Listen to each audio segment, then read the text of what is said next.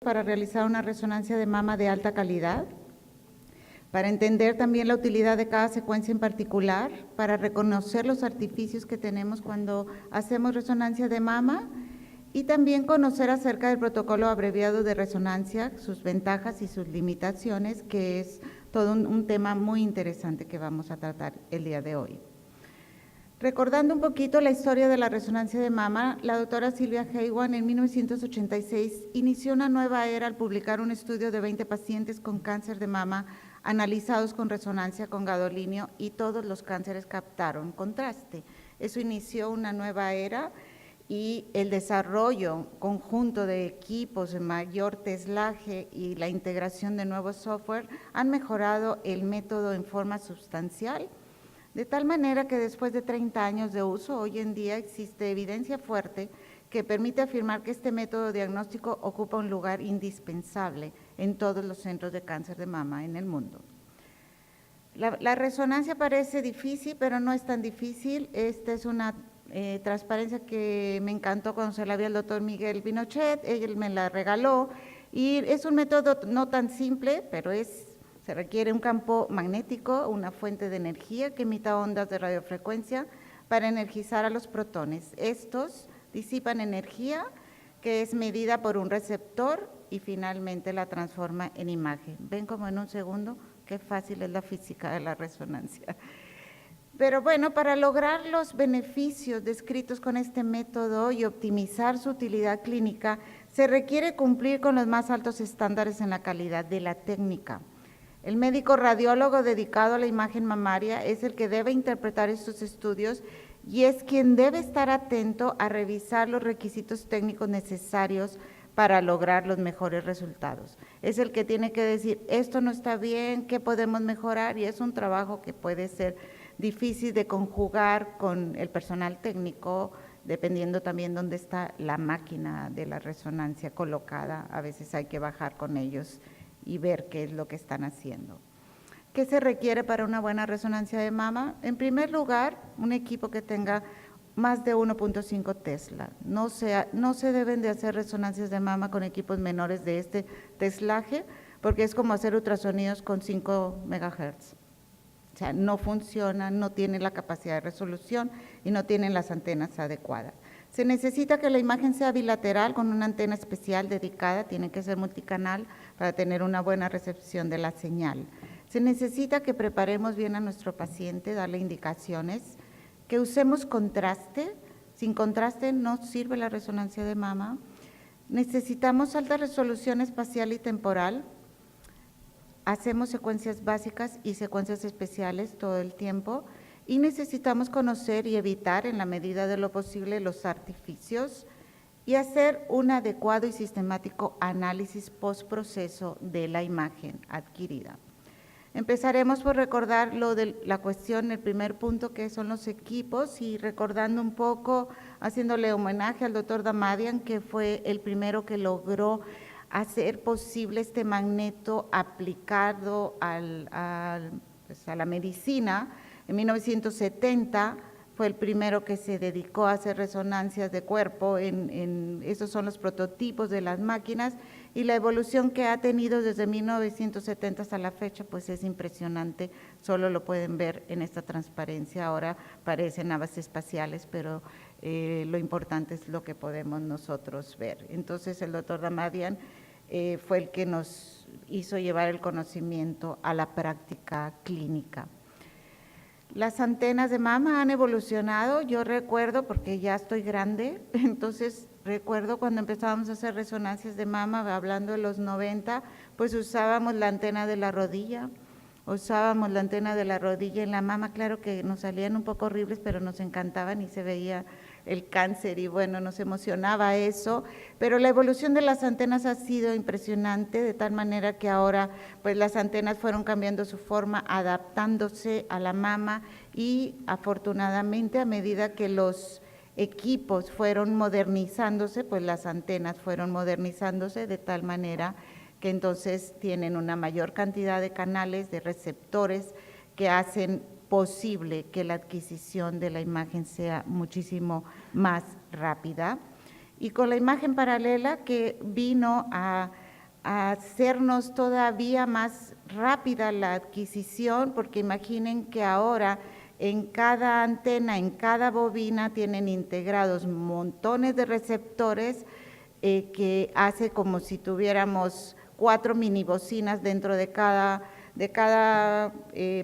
sensor, digamos, de cada antena, y eso hace que ahora tengamos 16 canales y podamos tener una adquisición muchísimo más rápida que antes, que en el caso de la resonancia de mama es indispensable. Entonces, tenemos que tener un buen equipo, tenemos que tener antena dedicada, si no, no podemos hacer una buena resonancia de mama. Tenemos que preparar bien a nuestros pacientes y esa preparación incluye saber que los pacientes que requieren una resonancia diagnóstica, por ejemplo, con diagnóstico reciente de cáncer, se puede realizar en cualquier momento del ciclo menstrual. Pero si la paciente viene a una resonancia de escrutinio porque tiene más de un 20% de riesgo de cáncer de mama, entonces sí tenemos que pensar que hay 2 grupos de pacientes. Las pacientes premenopáusicas, que se recomienda realizar el estudio en la segunda semana del ciclo menstrual porque es un estudio programado como una mamografía. Entonces tenemos que programarlo en la segunda semana del ciclo, ahorita vamos a ver por qué. Y las pacientes posmenopáusicas que no están en terapia de reemplazo no ameritan ningún día especial del ciclo, se pueden hacer en cualquier momento. Si la paciente se encuentra en terapia hormonal de reemplazo, incluso los expertos recomiendan que la terapia podría ser suspendida un mes antes para que sea mejor la resonancia. Esto solo si fuese escrutinio y no es fácil de coincidir con todas estas cosas con la paciente, pero sí lo del ciclo menstrual sí lo hacemos en este tipo de pacientes de alto riesgo. ¿Por qué es importante el momento del ciclo? ¿Por qué hay que hacerla en la segunda semana? Porque sabemos que el tejido mamario tiene receptores hormonales y sabemos que las mujeres tenemos ciclos donde los niveles de estrógeno y progesterona son fluctuantes. Está más que demostrado que la segunda semana del ciclo tiene la menor captación de contraste el tejido mamario normal.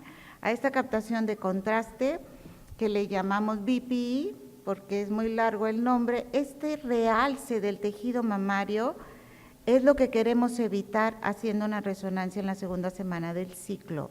O sea, queremos evitar que haya mayor cantidad de realce por el tejido mamario, que este realce es inherente a cada paciente, a la anatomía microscópica o fisiológica de cada paciente en particular. El BPI no tiene nada que ver con la densidad del tejido mamario, pueden tener una mama patrón D y no captar nada, como en este caso lo verán ahorita en lo que es el sistema BIRATS y verán que es independiente del tejido mamario y lo que es más importante, es un factor conocido de mayor riesgo de cáncer de mama. Pero es claro por qué queremos evitar el realce marcado, porque si van a realzar los cánceres y tienen estos realces, puede dificultarnos el diagnóstico. La influencia del ciclo menstrual en la captación de contraste está muy clara, hay bastante literatura al respecto y aquí es un ejemplo de un artículo donde la paciente de ABC es una paciente de 37 años que se hizo el estudio en la segunda final de la primera semana o inicio de la segunda semana y la D, E y F es una paciente de 40 años que se hizo su resonancia en la tercera semana del ciclo. Entonces, esto es lo que normalmente pasa, cambia el realce y se modifica, y aquí lo vemos con otro caso, cortesía de la doctora Julia, donde vemos un estudio de la misma paciente en la primera semana y en la segunda semana. Esta es la diferencia, no sé exactamente si era la segunda semana, pero se repitió el estudio, cambió completamente el BPI, el realce del tejido mamario y disminuyen incluso el tamaño de ese foco. Antes de la cita de la resonancia, las indicaciones previas telefónicas son importantes porque se necesita en todos los hospitales o en todos los centros de resonancia una receta del médico tratante, porque es en esa receta donde va a venir la indicación de la resonancia. Ya sabemos si dice cáncer conocido, escrutinio. Generalmente los médicos que las piden ponen la razón en la receta y que la secretaria de alguna manera sepa que le tiene que ofrecer que si está aún en la etapa premenopáusica, sea en la segunda semana del ciclo. Preguntan también, por supuesto, como en todas las resonancias, si hay cirugías previas, si hay algún objeto metálico, si hay marcapasos, cualquier cosa que pueda contraindicar el estudio y no darnos cuenta a la semana que llega la paciente a hacer la resonancia, resulta que trae puesto un objeto metálico o no lo podemos hacer la resonancia por alguna razón. Investigar el peso, a veces no es fácil hasta el momento de verlos, y hacer pruebas de función renal, que en los hospitales es un requisito, en todos lados debe ser un requisito para poner gadolinio, y el ayuno es 6 horas. El día de la cita, la paciente deberá ser informada de los pasos de la resonancia, el uso de contraste, se le deberá informar que va a ser canalizada, deberá de firmar un consentimiento informado, digo, al menos en los hospitales grandes todos tenemos esto de la Young Commission Internacional, que tenemos que llenar todos estos pasos, y lo más importante, explicarle con calma y empatía, porque es un estudio que causa ansiedad, y hacer esto va a traernos un mejor resultado, a disminuir los artificios. Hay que llenar una historia clínica, la paciente tiene que llenar su historia clínica, que es importante para nosotros, para la interpretación. Es importante también, y no lo puse, cuando le hace la cita telefónica y no es una paciente de nuestro hospital, se necesitan los estudios previos un día antes de preferencia, porque ahora como nos traen 3, 4 CDs de otras instituciones, se requiere a veces hasta media hora para revisar el caso y saber con lo que nos vamos a topar. Entonces se le piden los estudios previos. En esta hoja pues ella nos va a llenar todos estos datos que nos sirven a nosotros para hacer una adecuada información, un reporte correcto de la resonancia. La preparación del paciente antes de entrar al magneto, se le debe de explicar sobre la respiración, lo importante que es que respire de manera suave, que no tenga inspiraciones bruscas. Le debemos decir cuánto tiempo va a estar adentro del magneto para que no se desespere. Se le debe ofrecer siempre protección auditiva, siempre se le debe de ofrecer la facilidad que nos puede hablar en cualquier momento, que ella no se sienta aislada. Mantener la comunicación es muy, muy, muy importante. De hecho, a veces hacemos una prueba para decirle, me escucha, yo la oigo perfecto, siéntase tranquila, relájese, especialmente si la paciente nos dice que tiene claustrofobia.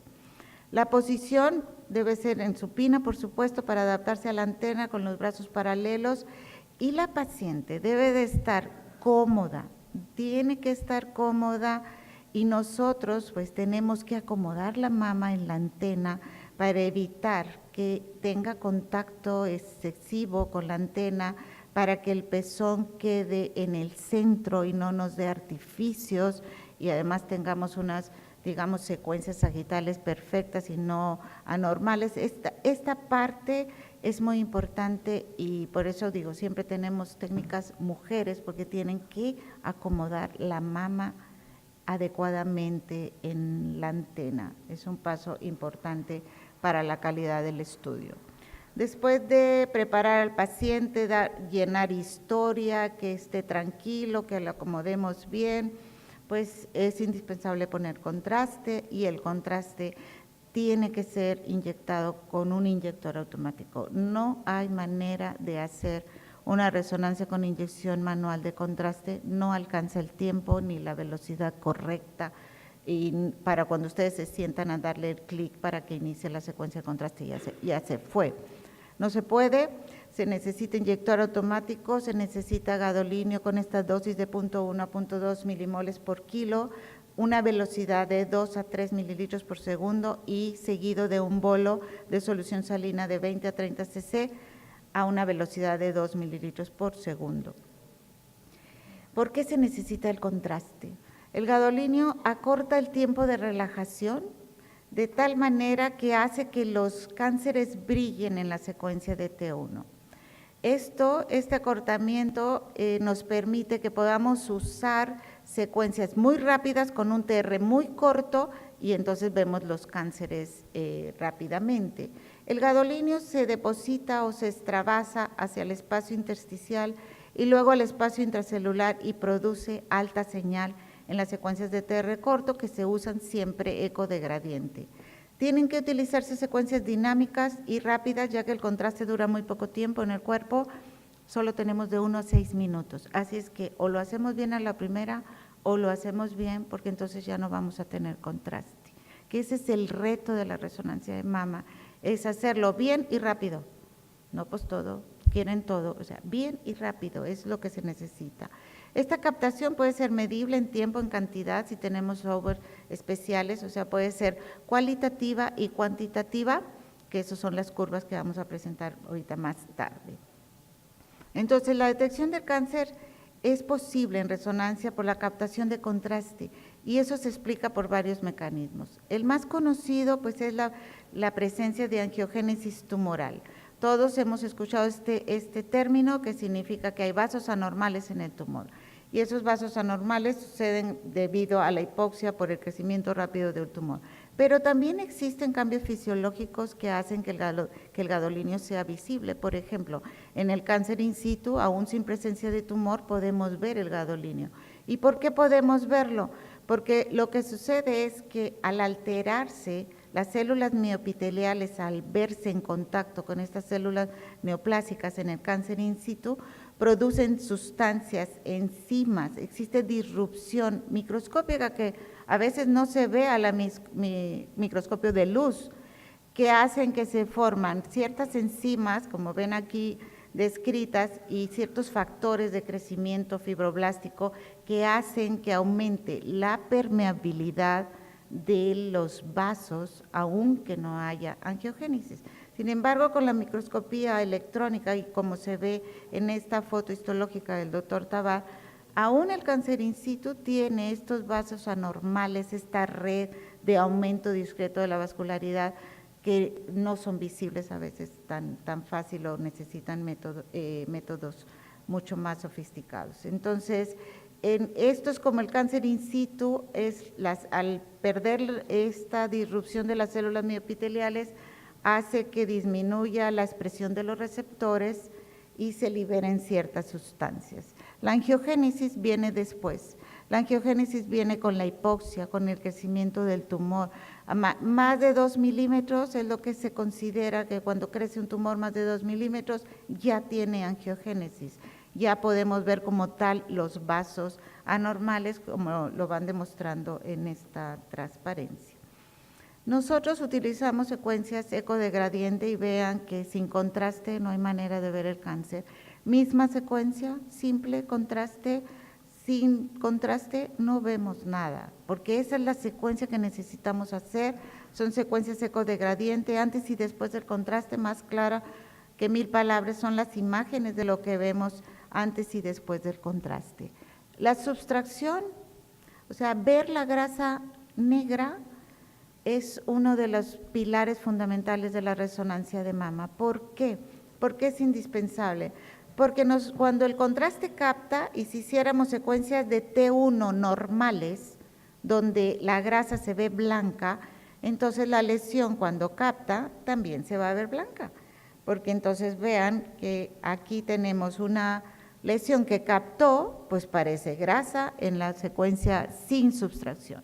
Y es muy claro que necesitamos hacer subtracción siempre. Esta subtracción se puede hacer de dos maneras. Adquisición directa durante el estudio, lo cual lleva mucho más tiempo y dependemos mucho de la homogeneidad del campo también.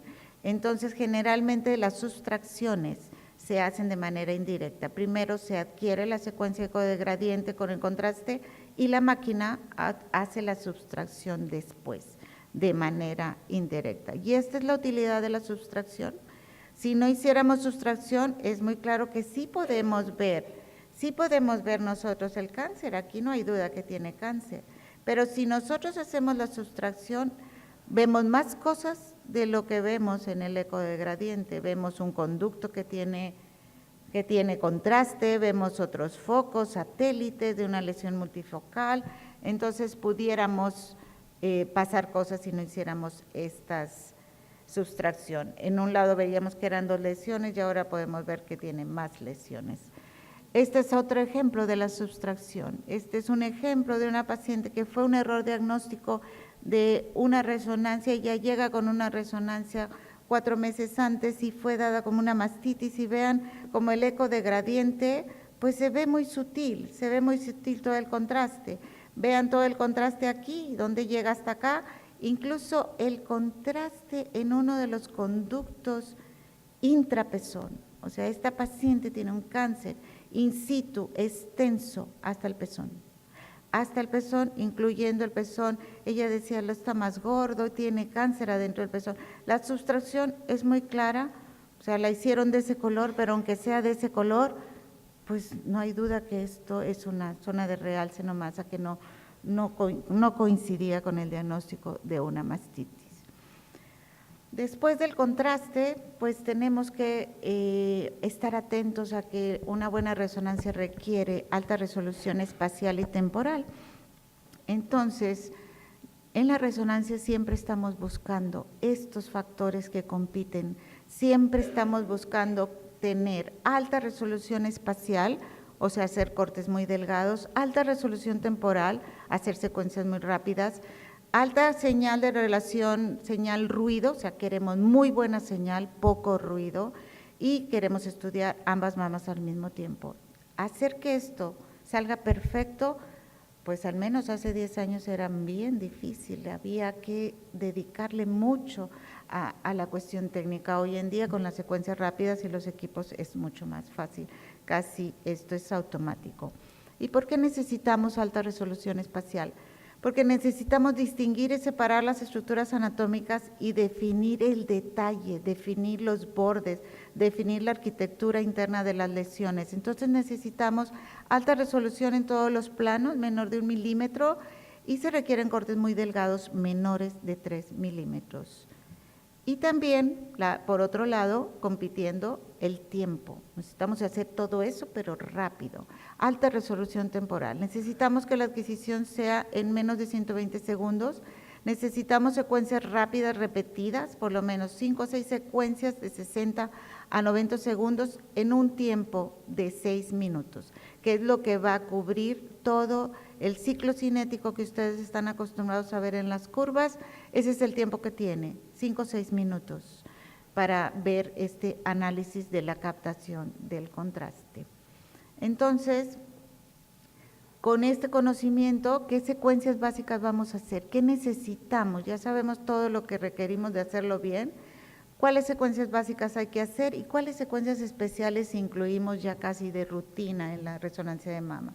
Pues como todos los estudios seccionales, necesitamos Scout para planear los 3 planos, necesitamos secuencias precontraste que incluyen un T1 axial simple, una secuencia T2 que tenga saturación de grasa, ya sea FAT-SAT o STIR, una secuencia coronal para ver los ganglios linfáticos, una secuencia dinámica que es un eco de gradiente en T1 con un TR corto, rápido, que es siempre en 3D, que quiere decir eso que no tenemos gap entre corte y corte, que es un volumen que no, eso nos permite hacer muchas cosas con el postproceso, y necesitamos hacer un análisis de la cinética de la captación de contraste, que todos los equipos básicos la pueden hacer cualitativa y que algunos equipos que tengan más recursos tienen un software para hacer también cuantitativa, o de colores o paramétricas, fácilmente lo pueden hacer algunos equipos sin problema.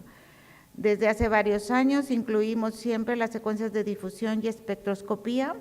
Estamos esperando en el momento que estas secuencias cada vez, aunque van mejorando, mejoren y mejoren y mejoren, y de momento pues estamos haciéndolas para ver cómo se comportan las lesiones. Básicamente hablaremos brevemente de esta secuencia. Un Scout para planear, y bueno, ¿para qué nos va a servir cada secuencia? Pues el T1 es la que nos dice mejor la anatomía de la mama, es la que la demuestra mejor, permite distinguir tejido glandular de grasa, Es muy útil para detectar lesiones que tengan contenido graso, lipomas, amartomas, quistes oleosos y por supuesto es sumamente útil en la caracterización de la necrosis grasa. ¿Para qué queremos el T2, FAT-SAT o STIR? Porque es la secuencia que define mejor los quistes, porque brillan en esta secuencia y porque en todas los que hacemos resonancia de mama, pues todos los días tenemos quistes, pues si el 80% tienen quistes, pues queremos verlos, ¿verdad? También, y no confundirnos. Permite ver claramente el edema, es la mejor técnica en la detección de colecciones líquidas y cambios posquirúrgicos, por supuesto, para la necrosis grasa también nos ayuda bastante.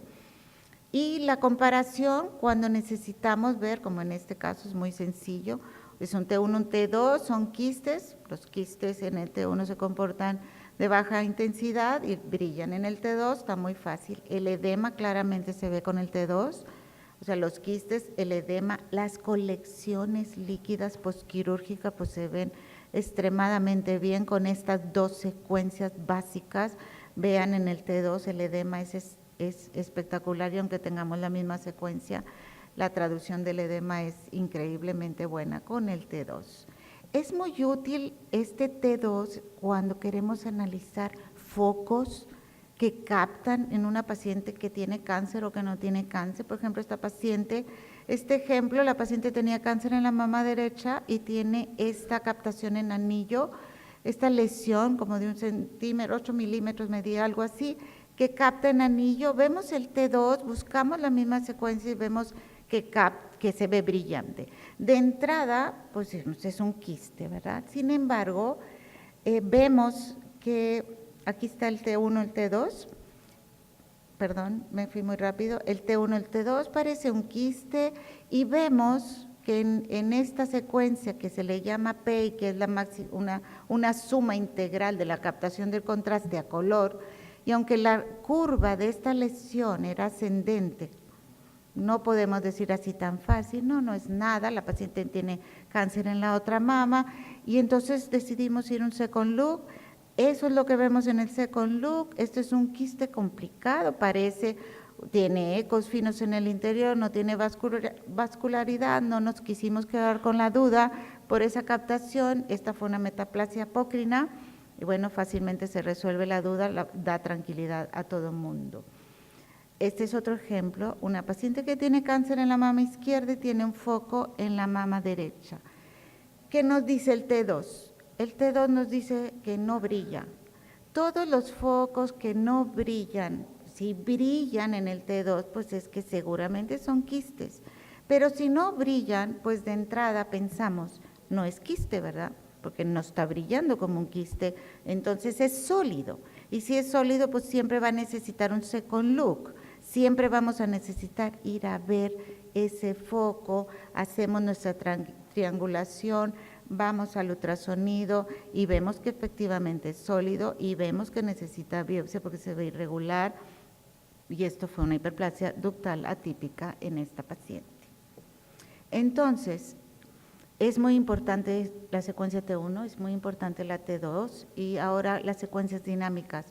Estas secuencias son las más importantes porque los cánceres brillan, tienen que ser con supresión de grasa, ya vimos por qué, con técnicas de sustracción. Grosor de corte debe de ser de 3 milímetros, menor de 3 milímetros, tamaño de píxel menor de 1 milímetro y el tiempo de adquisición debe ser menor de 2 minutos, lo más importante. En esta fase dinámica, pues ya todo el mundo lo conoce, los cánceres captan, como en este caso no hay ninguna duda. Y nosotros ahora con las nuevas máquinas, esta captación de contraste, esa curva cinética, ahora la podemos ver en estas secuencias que le llamamos MIP, que son de máxima intensidad, y uno le da con el scroll y puede ver la primera fase, la segunda. ¿Sí? ¿No se oye? Ah, perdón, gracias. Se ven todas las fases del contraste. Digamos que en el MIP nosotros podemos traducir los tiempos y vean cómo la primera, la segunda, la tercera, la cuarta, la quinta parte de estas secuencias que hacemos de manera repetida las podemos ver también en el MIP y es muy claro que vemos el BPI asimétrico en este caso como una variante anatómica donde el contraste captaba más en la mama izquierda. Podemos medir la captación de contraste, como ya dijimos, con la curva, con el cursor que debe estar en el interior de la lesión. Y bueno, no podemos medir la cinética del realce. Ya sabemos todos que estas curvas estamos muy familiarizados con la curva 1, 2 y 3, persistente, meseta, lavado. Y lo más importante, que quizás lo vean ahora en el sistema Virrad, esta curva es un método semi-cuantitativo. Y esta curva depende de perfusión, de permeabilidad capilar, de volumen sanguíneo, de distribución del contraste, de un factor anatómico inherente de la paciente, y entonces se estudian los primeros 2 minutos en la primera fase. En esos 2 minutos, si capta menos de 50 es lenta, entre 50 y 100 media, más de 100 alta la captación inicial. Y luego la parte tardía, otros 2 minutos después. Si sube más del 10% de lo que captó inicialmente, es persistente, si se mantiene es meseta, y si baja más del 10% de la captación inicial, es lavado rápido. Casi la mayoría de las lesiones benignas muestran curvas persistentes, la mayoría de los cánceres lavado, curva 3, pero hay en medio una gran cantidad de lesiones, como el cáncer in situ, que veremos más tarde, que están en medio de esta captación. Hacemos secuencia coronal para ganglios, que es muy útil, y siguiendo con las secuencias especiales, le dedicaremos unos minutos a estas secuencias especiales, que aunque las hacemos de rutina, no las conocemos tanto. La técnica de difusión es una secuencia rápida, Spineco, que se caracteriza por darnos imágenes cuyo contraste va a depender de cómo se mueva el agua dentro de las lesiones mamarias. El uso de esta secuencia es cada vez más importante y su relevancia reside que es una secuencia muy rápida y no requiere contraste. Entonces eso ha traído la atención de muchos investigadores. A menor celularidad el agua se mueve más y a mayor celularidad el agua se mueve menos.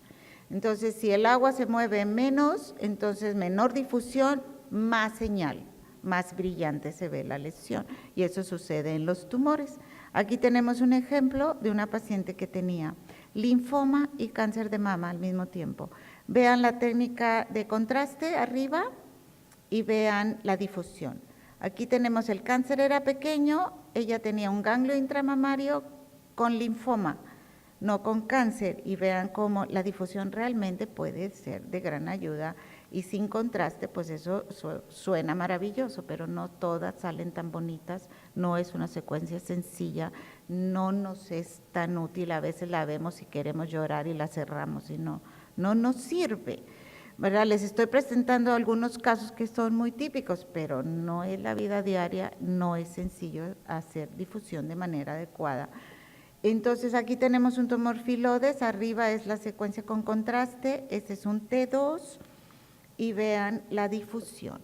Esta es a mayor celularidad, menor difusión, mayor señal, claramente el tumor brilla, y el tejido mamario, que tiene menos celularidad, tiene más difusión del agua y claro, no brilla, y eso ayuda muchísimo. Además, la difusión tiene algo muy interesante, es medible, y eso hace que sea una técnica que atrae a la gente, porque yo puedo dar un número, yo puedo sacar esto que le llamamos el ADC, que es el coeficiente aparente de difusión. Entonces yo lo puedo sacar en base a una fórmula, a un logaritmo, teniendo un número base y un número final. En este caso se hacen 3 lecturas. Si tenemos estos números que le llaman el número de B a 50 o a 0, y luego tenemos 800 y luego 1000, eso pues con una sencilla fórmula, un logaritmo, podemos entonces hacer un coeficiente y medir este ADC, que en general las lesiones malignas tienen ADC bajo, que se mide con este número de 1 por 10 a la menos 3, porque es un logaritmo, y podemos decir fácilmente que caen en el rango de las lesiones malignas. Este es un ejemplo de un cáncer, el contraste, la difusión, el mapa de ADC, el ADC es de 0.9, lo cual coincide que esto es un cáncer. Y aquí lo interesante de la difusión es que se ha intentado hacer un punto de corte en este ADC para decir, esta lesión es benigna, esta lesión es maligna. Este punto de corte varía con los diferentes autores, como ya pueden ver, no sé por qué se va sola, generalmente es de 1 o de 0.9 y eso nos da una idea de que nos ayuda a hacer nuestro BI-RAD, nos ayuda a decir, no, sí me parece sospechoso, me parece benigna. Esta técnica cada vez es más útil para ayudarnos a aumentar la especificidad de la resonancia.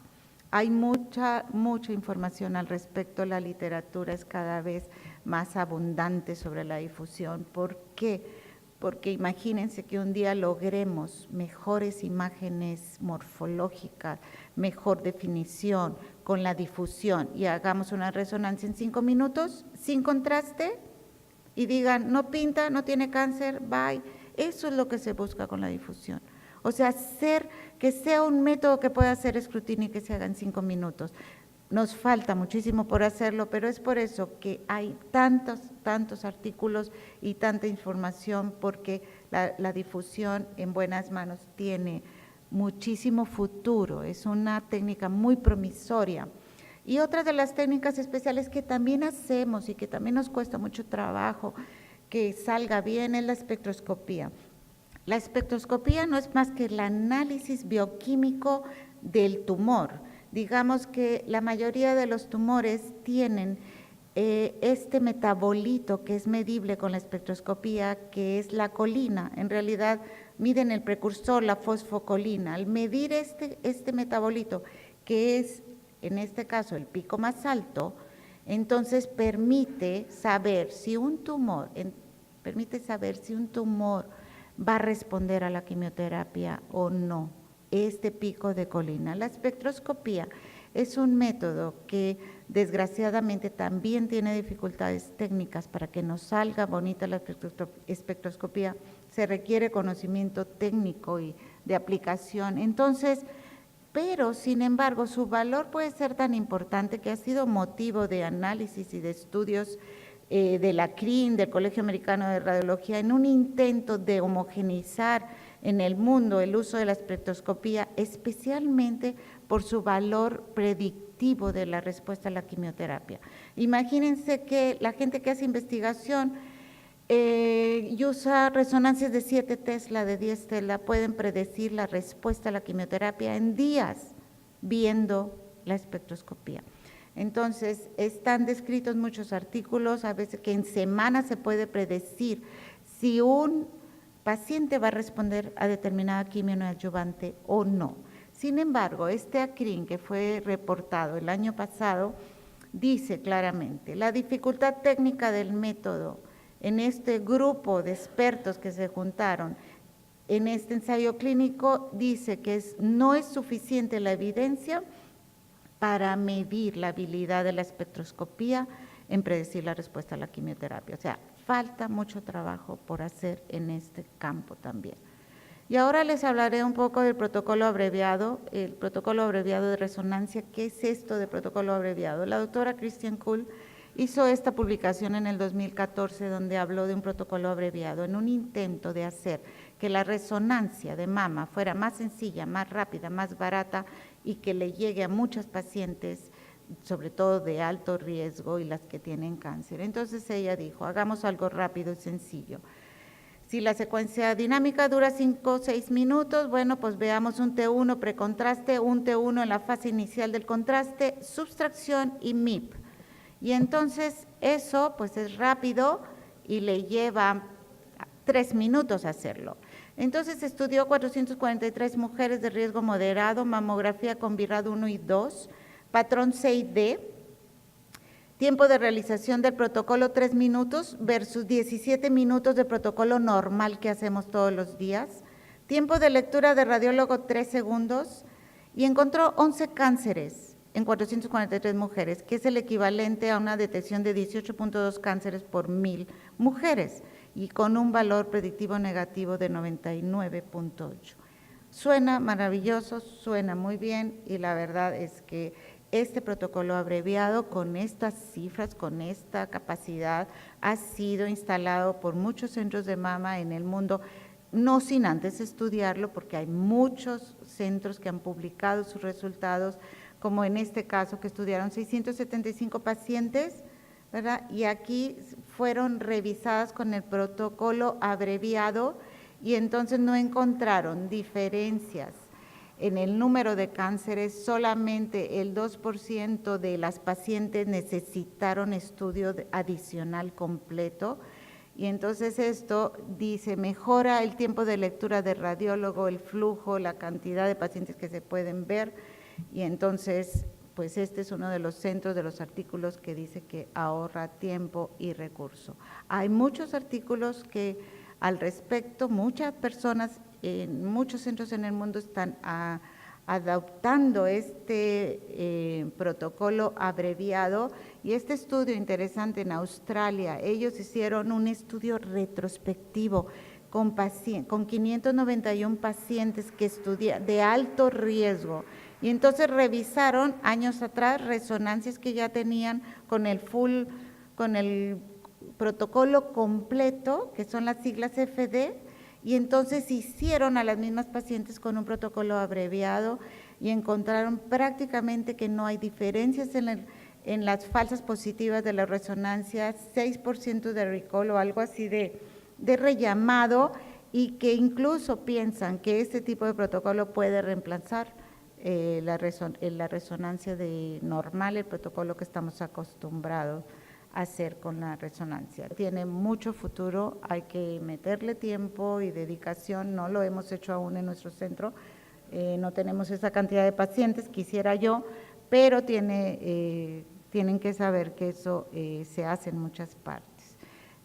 Por último, casi por último, vamos a ver algo de los artificios de la resonancia. La resonancia tiene artificios inherentes al paciente, a la posición, a la técnica, al equipo, al campo magnético, y así podemos tener artificios, por ejemplo, en este caso en el sitio de la mastectomía, por grapas metálicas, artificios por catéter, artificios, este es un artificio reciente, porque la paciente, digamos que el mismo día se hizo la mamografía y bajó la resonancia y no se quitó la posta del pezón, entonces nos llama la técnica, me dice Nancy, doctora, que no se puede hacer la resonancia.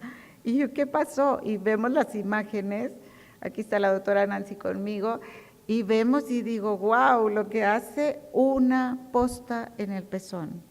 O sea, entonces le digo, no, es la posta. Sí, ya se quitó la posta y bueno, hacemos la resonancia y esa es la imagen después de quitar la posta. Artificios, como decía, por un exceso contacto con la antena, artificios técnicos, por ejemplo, en esta paciente, nos dice, ya está lista la resonancia, porque nos llaman cuando acaban la paciente, y digo, wow, ¿dónde está el contraste? La técnica vaciló, dijo, es que nos tardamos, se atoró la máquina, y le digo, ok, no tiene contraste, o sea, no es una resonancia negativa, no tiene contraste, tenemos que repetirla.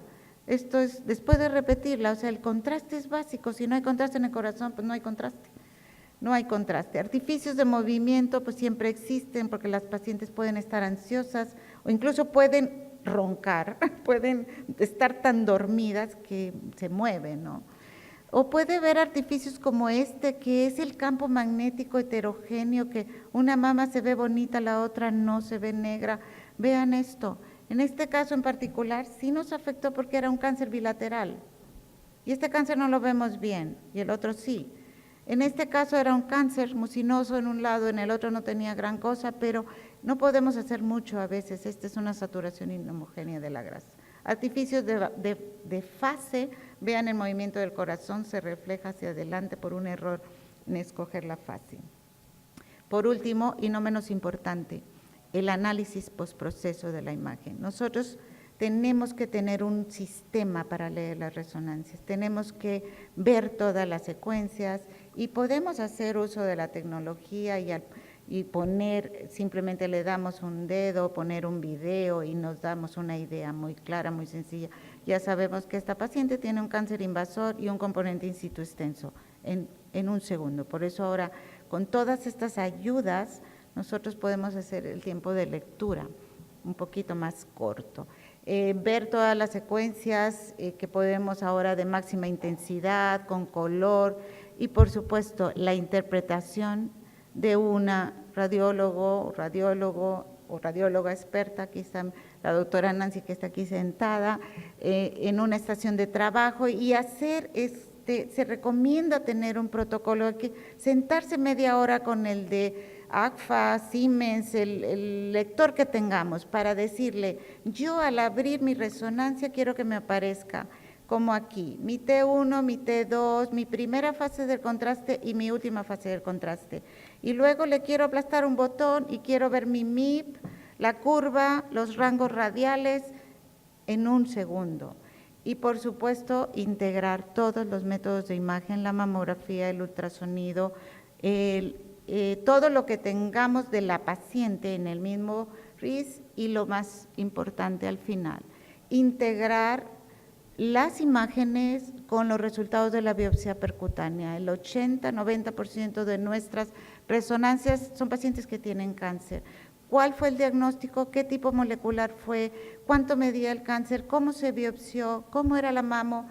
Y hacer el diagnóstico integral con el reporte histopatológico antes de dar un BI-RADS. O sea, ¿cómo es esa comparación de la biopsia con todos los métodos de imagen? ¿Es concordante con lo que teníamos o no? Y por supuesto eso en los centros que tenemos la fortuna de tener integrado el centro de tratamiento, discutirlo con el cirujano, con el radioterapeuta en una sesión multidisciplinaria. Y como conclusión, para optimizar los beneficios de la resonancia se requiere que la técnica y los procesos de adquisición sean impecables. La resonancia debe ser analizada por expertos utilizando el sistema BI-RADS que verán en un momento, que es la charla que sigue con el doctor.